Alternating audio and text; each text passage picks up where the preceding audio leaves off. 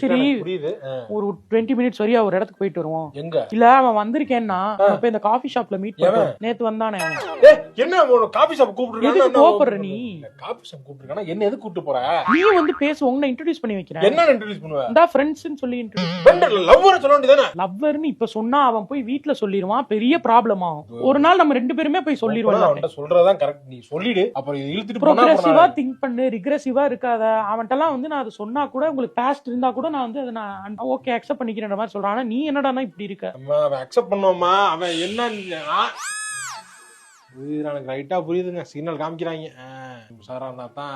சந்தேகப்படுறல? சந்தேகப்படல. Audience கிட்ட பேசுறியா? அதுல எனக்கு சந்தேகம் வந்துருச்சு. உனக்கு சொல்ல கிடையாது. இனிமே உனக்கும் எனக்கும் எந்த பேச்சும் இல்லை. நீ என்றைக்கு என் மீது சந்தேகப்பட்டாயோ அவ்வளவுதான், முடிந்து விட்டது. நம்ம முடிச்சுக்குவோம். கன்ஃபார்ம் பண்ணிட்டு அவ்வளவுதான். முறை கிளம்பிட்ட விசாரிக்க போறா போல இருக்கு. சும்மா நம்ம சொல்ல வரல. சார் என்ன சார் ரோட்ல நின்னு சிரிச்சுக்கிறீங்க? அழுகுறனா கொஞ்சம்